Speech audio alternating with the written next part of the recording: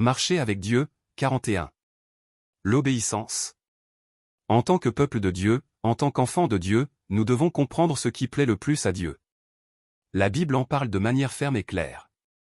Il dit, si tu écoutes attentivement la voix de l'Éternel, ton Dieu, si tu fais ce qui est droit à ses yeux, si tu prêtes l'oreille à ses commandements et si tu observes toutes ses lois. Et maintenant, Israël, que te demande l'Éternel, ton Dieu, si ce n'est que tu craignes l'Éternel, ton Dieu, afin de marcher dans toutes ses voies, d'aimer et de servir l'Éternel, ton Dieu, de tout ton cœur et de toute ton âme, et d'observer les commandements de l'Éternel et ses lois que je te prescris aujourd'hui, pour ton bien. Ce que Dieu attend de son peuple, c'est qu'il garde ses commandements et ses lois. En d'autres termes, Dieu veut l'obéissance. L'obéissance à sa parole. Dieu a dit la même chose à Saül, le premier roi d'Israël, par l'intermédiaire du prophète Samuel. Samuel dit: L'Éternel trouve-t-il du plaisir dans les holocaustes et les sacrifices, comme dans l'obéissance à la voix de l'Éternel? Voici, l'obéissance vaut mieux que les sacrifices, et l'écoute attentive vaut mieux que la graisse des béliers. Car la rébellion est aussi coupable que la divination, et l'obstination est aussi mauvaise que l'idolâtrie et les images. Puisque tu as rejeté la parole de l'Éternel, il te rejette aussi comme roi. C'est très clair, si nous sommes le peuple de Dieu, nous devons obéir à sa parole. Nous sommes le peuple de Dieu et ses serviteurs. Dieu n'est pas notre serviteur. Ce n'est pas lui qui agit selon nos désirs ou nos plans. C'est à nous d'agir selon sa volonté. C'est pourquoi nous devons connaître clairement ce que Dieu veut et ce qu'il nous dit. Si nous ne comprenons pas correctement, nous risquons de vivre selon nos propres désirs, en pensant que cela plaît à Dieu alors qu'en réalité, nous pourrions vivre loin des enseignements des Écritures. L'obéissance de Jésus. Jésus n'est pas quelqu'un vers qui Dieu est venu et il est Dieu lui-même, venu comme homme. Jésus est le Christ. Il est Dieu en personne. Et même Jésus, qui est Dieu, a obéi parfaitement à Dieu. Jésus a pleinement obéi à la volonté de Dieu, qui était de sauver son peuple pécheur, et il a accompli entièrement la volonté de Dieu. Jésus leur dit, « Si Dieu était votre Père, vous m'aimeriez, car c'est de Dieu que je suis sorti et que je viens, je ne suis pas venu de moi-même, mais c'est lui qui m'a envoyé. Car je suis descendu du ciel pour faire, non ma volonté, mais la volonté de celui qui m'a envoyé. Je ne puis rien faire de moi-même, selon ce que j'entends, je juge, et mon jugement est juste, parce que je ne cherche pas ma volonté, mais la volonté de celui qui m'a envoyé. Car je n'ai point parlé de moi-même, mais le Père, qui m'a envoyé, m'a prescrit lui-même ce que je dois dire et annoncer. Ne crois-tu pas que je suis dans le Père, et que le Père est en moi? Les paroles que je vous dis, je ne les dis pas de moi-même, et le Père, qui demeure en moi, accomplit ses œuvres.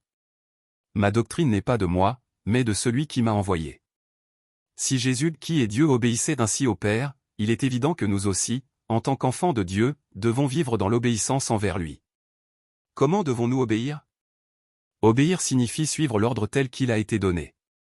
Cela signifie ne pas discuter avec nos propres raisonnements, et ne pas essayer d'adapter l'ordre à notre volonté. Aux noces de Cana, les serviteurs ont suivi exactement ce que Jésus leur a dit. Jésus leur dit, « Remplissez d'eau ces jarres. » Et ils les remplirent jusqu'au bord. « Puisez maintenant, leur dit-il, et portez-en à l'ordonnateur du repas. » Et ils lui en portèrent. À ce moment-là, Jésus ne s'était pas encore révélé comme le Messie. Pour les serviteurs, il n'était qu'un invité venu d'une autre maison. Obéir à quelqu'un qui, à leurs yeux, n'était qu'un simple hôte, ce n'était pas chose facile. Mais c'est cela, la véritable obéissance, faire exactement ce qui est commandé, sans se préoccuper de qui parle ou de comment les choses paraissent. L'obéissance dépasse nos pensées et nos raisonnements. Nous voyons un exemple similaire dans l'épisode entre Jésus et Pierre. À cette époque, Jésus n'était pas encore connu pour son ministère, il avait vécu comme charpentier. Et Pierre, lui, était un pêcheur expérimenté. La nuit précédente, malgré toute son expérience, il n'avait rien attrapé. Humainement parlant, Pierre en savait bien plus que Jésus sur la pêche. Donc, lorsque Jésus, un charpentier, dit à Pierre, « Avance en pleine eau, et jetez vos filets pour pêcher », ce n'était pas une chose facile à obéir. Mais il l'a fait. C'est cela, l'obéissance, elle dépasse la connaissance et l'expérience. Si nous faisons confiance à celui qui donne l'ordre, alors nous laissons de côté nos raisonnements, nos opinions, nos traditions et nous répondons avec une obéissance simple. Non pas selon notre logique ou nos préférences. Cette attitude d'obéissance, on la voit aussi dans le voyage des Israélites à travers le désert, guidés par la nuée et la colonne de feu. Mais si la nuée ne se levait pas, ils ne partaient pas jusqu'à ce qu'elle se lève. Ainsi, la nuée de l'Éternel était sur le tabernacle pendant le jour, et le feu était dans la nuée pendant la nuit, aux yeux de toute la maison d'Israël, pendant toute leur marche. Le jour où le tabernacle fut dressé. Le jour où le tabernacle, la tente du témoignage, fut dressée, la nuée le couvrit. Le soir, la nuée au-dessus du tabernacle avait l'apparence du feu, et cela resta ainsi jusqu'au matin. C'était toujours comme cela, la nuée couvrait le tabernacle, et la nuit, elle ressemblait à du feu.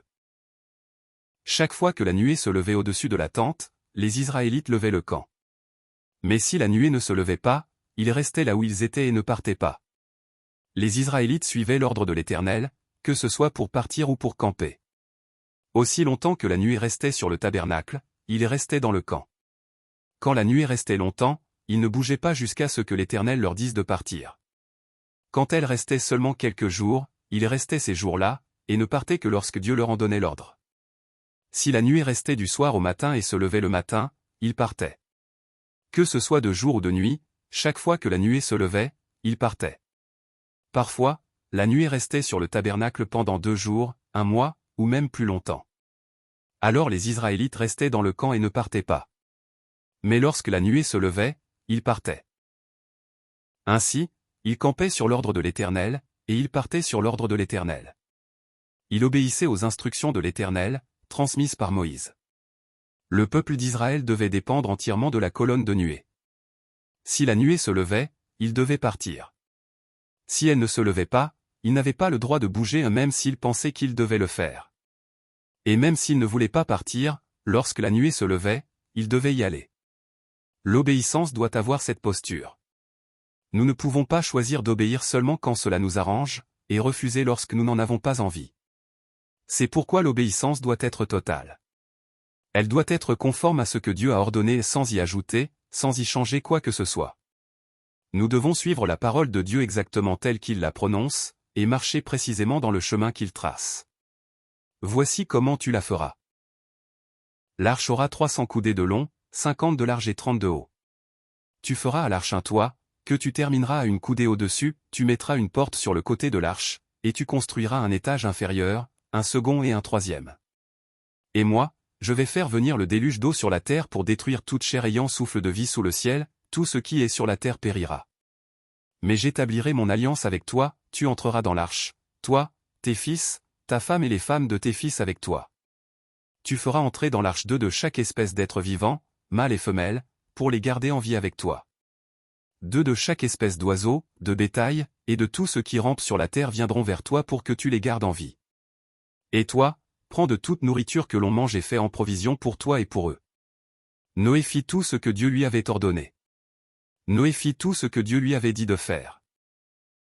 Construire une arche aussi immense avec les moyens limités de son époque n'était pas une tâche facile. Le fait que lui et sa famille l'aient construite eux-mêmes semble presque impossible. Et pourtant, Noé a obéi. Il a obéi exactement. De même, Moïse et les Israélites ont obéi à l'ordre de Dieu de construire le tabernacle. Ils l'ont fait exactement selon ses instructions. Les Israélites avaient fait tout le travail, tel que l'Éternel l'avait ordonné à Moïse. Moïse examina tout le travail, il l'avait fait comme l'Éternel l'avait ordonné. Alors Moïse les bénit. À qui devons-nous obéir? La réponse à cette question évidente est tout aussi claire, nous devons obéir à Dieu, qui est notre roi et notre maître. C'est à lui seul que nous devons rendre un culte. Tu obéiras à la voix de l'Éternel, ton Dieu, et tu observeras ses commandements et ses lois que je te prescris aujourd'hui. Obéir à Dieu signifie obéir à sa parole. Toutes ces bénédictions viendront sur toi et t'atteindront, si tu obéis à la voix de l'Éternel, ton Dieu. Toutes ces malédictions viendront sur toi, elles te poursuivront et t'atteindront jusqu'à ce que tu sois détruit, parce que tu n'as pas obéi à la voix de l'Éternel, ton Dieu, et que tu n'as pas observé ses commandements et ses lois qu'il t'a prescrits. Oui, il est juste que nous obéissions à Dieu. Mais comme Dieu est invisible, obéir à lui signifie obéir à sa parole. Lorsque toi et tes enfants vous retournerez à l'Éternel, ton Dieu, et que vous obéirez à sa voix de tout votre cœur et de toute votre âme, selon tout ce que je vous prescris aujourd'hui. Maintenant, améliorez vos voies et vos actions, et obéissez à la voix de l'Éternel, votre Dieu. Alors l'Éternel renoncera au mal qu'il a prononcé contre vous. le peuple de Dieu peut-il obéir? Nous arrivons maintenant à la conclusion concernant l'obéissance. Si nous sommes le peuple de Dieu, alors il est juste que nous obéissions à notre roi. Si nous sommes les serviteurs de Dieu, alors il est naturel que nous obéissions à notre maître. Cependant, l'histoire rapportée dans l'Ancien Testament nous révèle quelque chose de fondamental, le peuple d'Israël, ce peuple choisi par Dieu, ses serviteurs, n'a pas simplement choisi de désobéir. Elle montre qu'ils ne pouvaient pas obéir. Des pécheurs ne peuvent pas obéir à un Dieu saint. Tant que Dieu lui-même n'entre pas dans leur cœur pour les transformer, ils ne peuvent pas lui obéir pleinement. Même lorsqu'ils essayaient d'obéir, leur obéissance devenait des pratiques religieuses faites pour eux-mêmes, des rites extérieurs plutôt qu'une réelle dévotion. C'est pourquoi leur cœur avait besoin d'être circoncis. L'Éternel, ton Dieu, circoncira ton cœur et celui de ta descendance, afin que tu aimes l'Éternel, ton Dieu, de tout ton cœur et de toute ton âme, et que tu vives. Les cœurs endurcis d'un peuple pécheur doivent devenir tendres. Dieu, par son propre zèle, allait accomplir cela. Il enverrait son esprit par le chemin ouvert par Jésus-Christ, et il produirait cette transformation. Je répandrai sur vous une eau pure, et vous serez purifiés, je vous purifierai de toutes vos souillures et de toutes vos idoles. Je vous donnerai un cœur nouveau, et je mettrai en vous un esprit nouveau, j'ôterai de votre corps le cœur de pierre, et je vous donnerai un cœur de chair. Je mettrai mon esprit en vous, et je vous ferai marcher selon mes lois, et vous observerez et pratiquerez mes ordonnances. Vous habiterez le pays que j'ai donné à vos pères, vous serez mon peuple, et je serai votre Dieu.